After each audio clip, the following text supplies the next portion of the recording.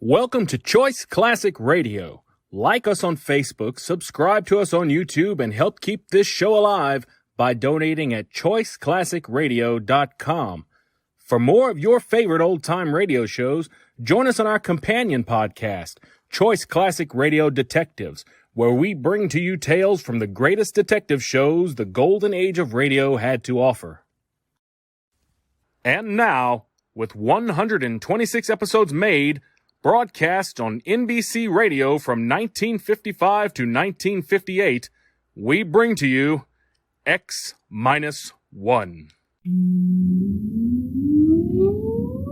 Countdown for blast off. X-5, 4, 3, 2, X-1, fire.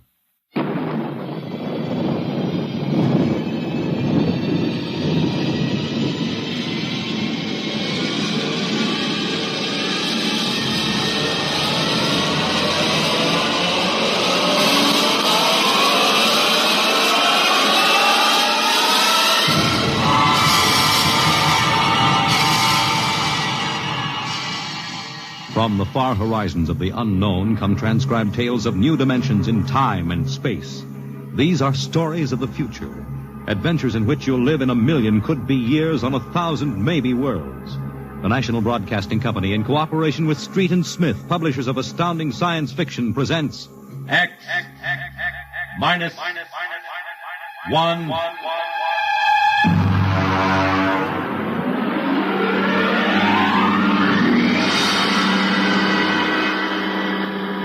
Tonight's story, Ray Bradbury's tale, The Veldt.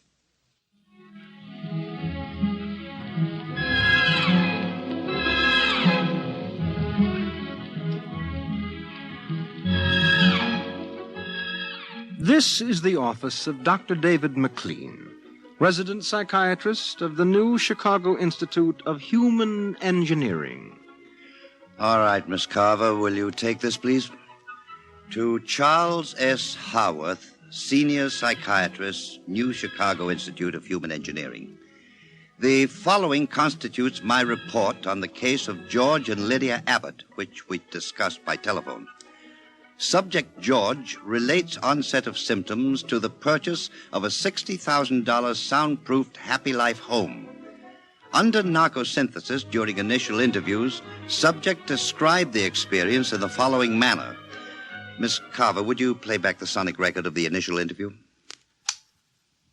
We'd always wanted one, and then we could afford it, so... Go on, Mr. Abbott. Tell me about the home. The home. Well, it was supposed to do everything, the agent told us. And it did, I guess. It clothed us, fed us, and rocked us to sleep, played and sang, and it was good to us. Very good, sure. Tell me about the nursery. The nursery. The nursery, It was completely automatic? Completely automatic. There were crystalline walls that wavered from 2 to 3 dimensions. There were pseudo-textured floors that shifted from brick to dirt to waving grass. The nursery was the best, but then we wanted the best for the children. Doctor, I must be crazy. We have no children. What about Peter and Wendy? They're your children. Oh, no. We have no children, Doctor. We have no children. All right, Miss Carver. To continue. After 3 sessions, the subject was able to recall and accept the idea that he had 2 children. He described the first day. All right, Peter and Wendy. This is your nursery. What's so special about a nursery, Dad? Plenty. Just go in and see. Do we have to? You'll be surprised. Gee. Go ahead. I'm scared. I'm not. Hey, it's nice in here. It is? Come on in, Wendy. Boy, look at the pictures on the walls. They're real. They're almost real. You can change them any way you like, just by thinking about it. Go on in, dear. Well, all right, Mommy. Hey, Wendy, look what I can do with the pictures. That's the White Rabbit. From Alice in Wonderland. Sure. I just thought about it, and there it was. Let me try. Peter, let me try. Well, go ahead. Just think. How about Wizard in Oz? I want to see Wizard in Oz. Well, dear, there we are. Oh, they like it, don't they? Why shouldn't they? All I have to do is think, and they've got whatever they want in 3 dimensions. Color, sound, and smell. Oh, it's nice that we can give them all the advantages. Sure. What else are we working for, huh? Well, what do you want to do this evening? Well, the Petersons asked us over for bridge, but if you... We don't have to worry about the kids. They'll be all right in the nursery. Come on, Lydia. We deserve a night out.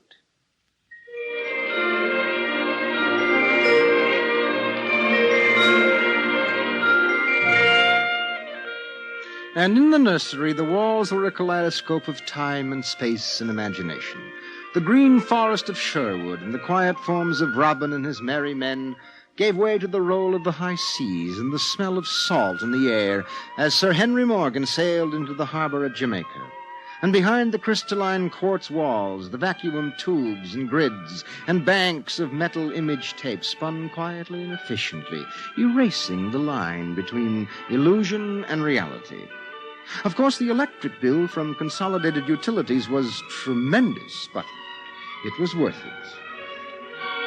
The happy life home breathed contentedly as life proceeded with soft automaticity as guaranteed in the brochure and bill of sale. George. George, I wish you'd look at the nursery. What's wrong with it? I don't know. I was in the nursery last week. It's perfectly all right. It's different now. What do you mean, different? I want you to come and see. Are the kids there? No. Madge Allen took them to a show along with her kids. That's why I want you to look at it now, before they get back. Oh, all right. But what you expect me to do, I don't know. I'm no mechanic. This isn't a question of a leaky faucet, George. All right, dear. I'm coming.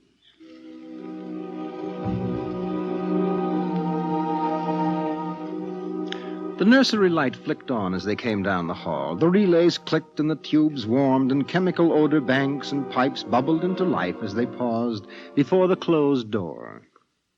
Go ahead, George. Open it.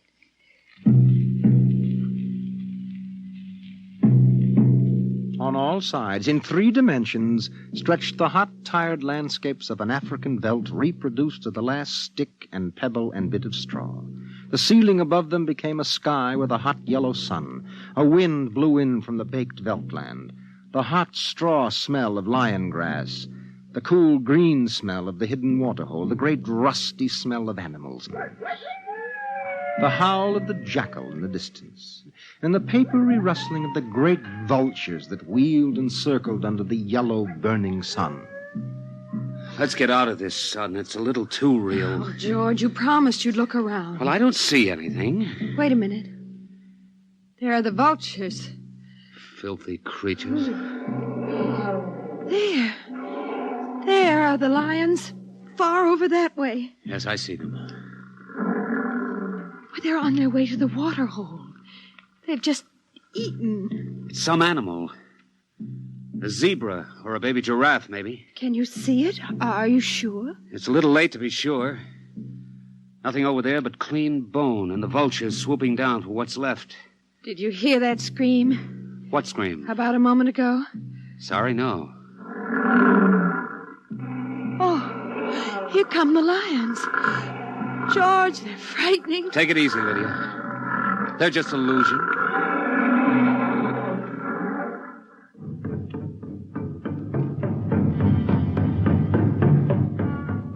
The lions were 15 feet away. So real, so startlingly real, you could feel the prickling fur on your hand, and your mouth was stuffed with the dusty upholstery smell of their heated pelts. And the yellow of them was in your eyes like the yellow of an exquisite tapestry. The yellows of lions and summer grass, and the sound of the matted lion lungs exhaling on the silent noontide, and the smell of meat from the panting, dripping mouth. George, I'm afraid they're so real. They're only an illusion, Lydia, that's all. Watch out! Ah! Out! Quick, outside. They almost got us. Now, take it easy. Calm down. I could feel their breath. Get a hold of yourself, Lydia. They aren't real. Walls, that's all it is. Crystalloid walls. They look so real. Of course they do. But it's all dimensional color reactionary process and metal tape film behind glass screens. It's all odorophonics and sonics. Now, here. Take my handkerchief. I'm afraid. Did you see? Did you feel it? It's too real. Now, Lydia. And we've got to tell Wendy and Peter not to read any more on Africa. Of course, dear. I want you to lock that place up. But you know how difficult Peter is about that. I punished him last week by locking the nursery for an afternoon, and he threw a tantrum. And Wendy, too. Well, they live for the nursery. It's got to be locked. That's all there is to it. You've been working too hard, Lydia. You need a rest. I don't know. Maybe I don't have enough to do. I have too much time to think. All I do is set the menu selector dials at the beginning of the week. But that's the whole idea. The house is automatic. I know, but couldn't we turn it off for about a week and take a vacation? You mean you want to fry eggs for me? And darn socks. I feel like I don't belong here. The house is wife and mother and maid. How can I compete with the African Veldts? George, those lions can't get out of there, can they? Of course not, dear. Now, don't think about it anymore.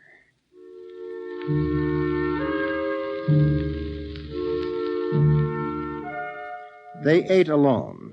He sat idly watching the dining room table produce warm dishes of food from its mechanical interior. You forgot the ketchup. That's better. It wouldn't hurt to lock the children out of the nursery for a while. It was clear that they had been spending too much time in Africa. That sun, he could feel it on his neck still, like a hot paw. And the lions, and the smell of blood. Remarkable how the nursery caught the telepathic emanations of the children's minds and created a life to fulfill their desires. The children thought zebras, and there were zebras. Sun, sun. Giraffes, giraffes. Death, and death. They were so young. But long before you knew what death was, you were wishing it on someone else. But this, the long, hot African veldt, the awful death in the jaws of a lion, and repeated again and again and again. The children came home dutifully at 8:30. Hi, Mom. Hi, Pop. Hi. Darlings. Do you want something to eat, dear? We're just having dessert. We're full of strawberry ice cream. And hot dogs. We'll just sit and watch. Sure. Peter, tell us about the nursery. The nursery? All about Africa and everything. I don't understand. Well, your mother and I were just traveling through Africa with rod and reel. There's no Africa in the nursery. Oh, come now, Peter. We know better. I don't remember any Africa. Do you, Wen? Go run and see, huh? Sure, I'll be right back. Wendy, come back here. Wendy! Oh, she'll be right back, Pop. She doesn't have to. I've seen it. Come on. Sure, Pop, but Wendy'll tell us. Open the door. See, Daddy? It's not Africa. It's Florida. Like in Bambi. There go the deer. See? It isn't Africa. I see it isn't. Go to bed. But it isn't 9 o'clock. You heard me. Go to bed. Okay. Good night, Mom. Good night, Pop. Good night. Good night, dear. I'll be right in. Wait a minute, Lydia. Look at this. What is it? This is the corner where the lions were, isn't it? What is that you picked up? An old wallet of mine. There's a smell of hot grass on it. And the smell of a lion. It's wet with saliva. And it's been chewed. George, those smears are blood. Come on out. Now let's go to bed.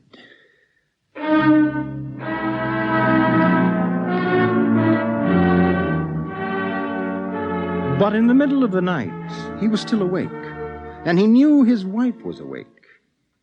George, how did your wallet get in the nursery? I don't know. Wendy must have changed the walls from the African Veldt. I'm going to keep it locked. Maybe it isn't good for the children. My father used to say children are like carpets. They should be stepped on occasionally. We've never lifted a hand. They're spoiled and we're spoiled. I think I'll have Dr. McLean come tomorrow morning and have a look at Africa. But it isn't Africa now. It's Florida and Bambi. I have a feeling it'll be Africa again before then.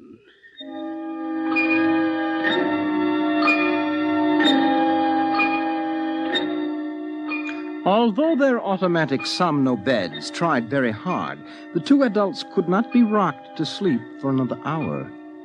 A smell of cats was in the night air. And in the morning, the stove cooked French toast, and the dining room table poured the syrup and melted butter. Pop, Yes? you aren't going to lock up the nursery for good, are you? That all depends. On what?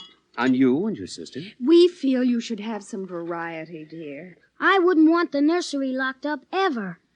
Well, as a matter of fact, we're thinking of turning the whole house off for about a month. Sort of camping out. Be fun for a change. Now, don't you think so, Wendy? No, it'd be awful. I don't want to do anything but look and listen and smell. What else is there to do? Oh, all right. Go play in Africa. Are you going to shut off the house soon? We're considering it. I don't think you better consider it any more, Pop. I won't have any threats from you, son. Okay, Pop. Come on, Wendy. Let's get back.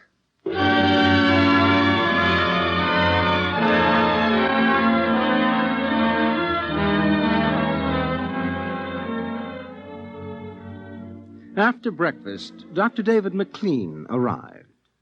Oh, I saw the nursery last year, George. It looked all right to me. You didn't notice anything unusual? No, the pattern showed the usual violence, a tendency towards slight paranoia. All children feel persecuted by their parents. It's perfectly normal. There it is. Suppose we take a look at it now.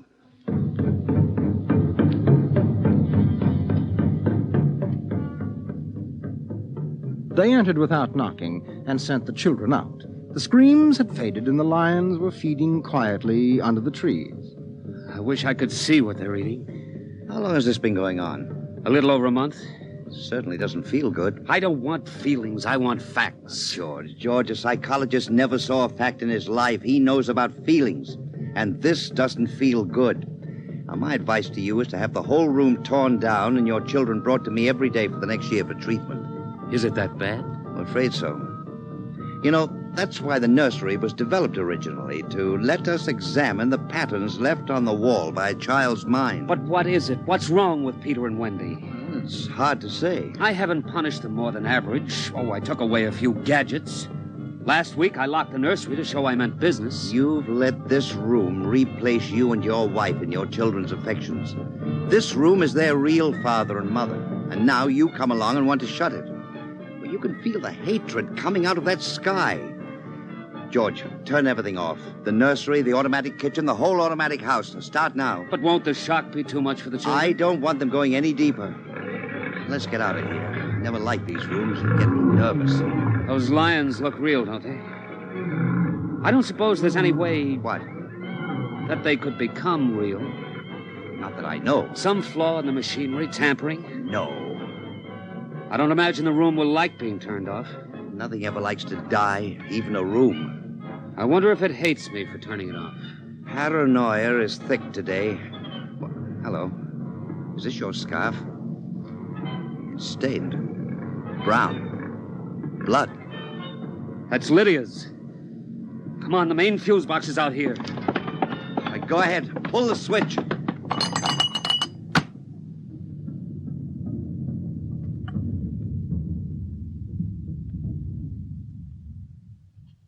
Yeah. It's off.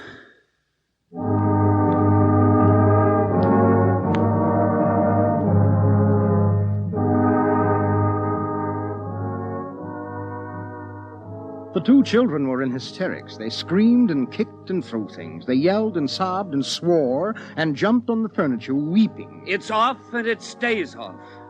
The whole house dies as of now. He marched around the house, cutting switches and pulling fuses.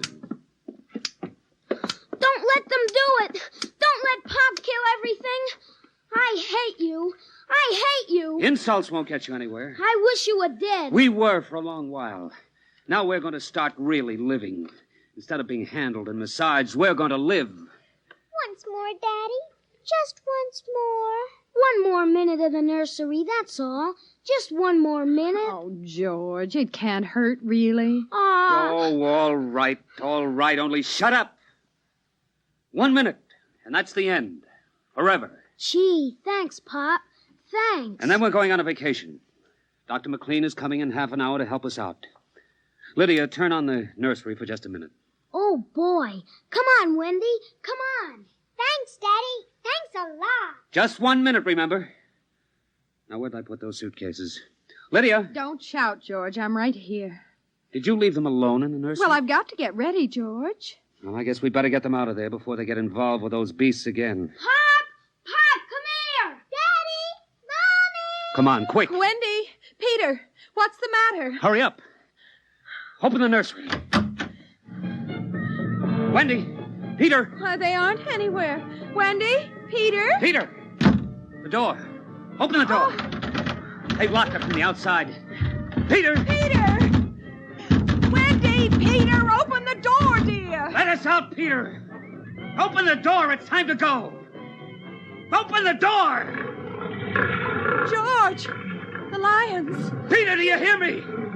Open this door! They're all around us, George! Son! Son, do you hear me? Let us out! Son! George! Look out! The lions! They're coming!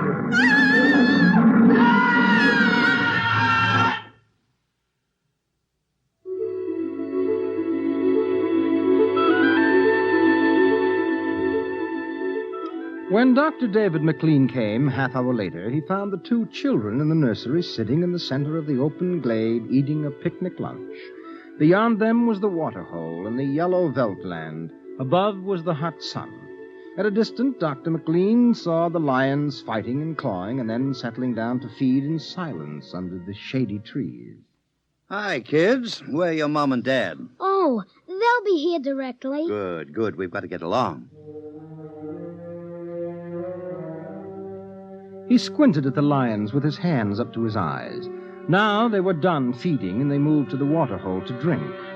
A shadow flickered as the vultures dropped down from the blazing sky to finish what the lions left. Dr. McLean? Dr. McLean? Huh?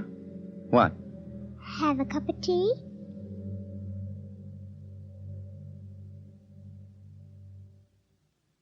Which concludes my report to date. There were no lions, of course. Not in a physical sense. Lydia and George were devoured, however, almost as surely as if there had been lions. Their personalities were devoured by the mechanistic marvels which had usurped their role as parents. All four members of the family are under intensive therapy now and are doing as well as can be expected. Send that by telerope, Miss Carver. Oh, and would you ask George Abbott to step inside? I'm ready for him now. You have just heard X-1, presented by the National Broadcasting Company in cooperation with Street and Smith, publishers of astounding science fiction. Tonight, by transcription, X-1 has brought you The Veldt, written by Ray Bradbury and adapted for radio by Ernest Kenoy. Featured in the cast were Mary Patton, Bill Quinn, David Pfeffer, Beverly Lunsford, Charles Penman, and John Larkin. Your announcer, Fred Collins. X-1 was directed by Dan Sutter and is an NBC Radio Network production.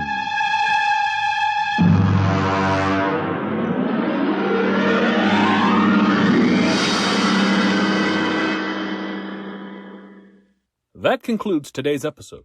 We'd like to thank you and remind you to donate at choiceclassicradio.com. Remember, your donations make episodes like this possible.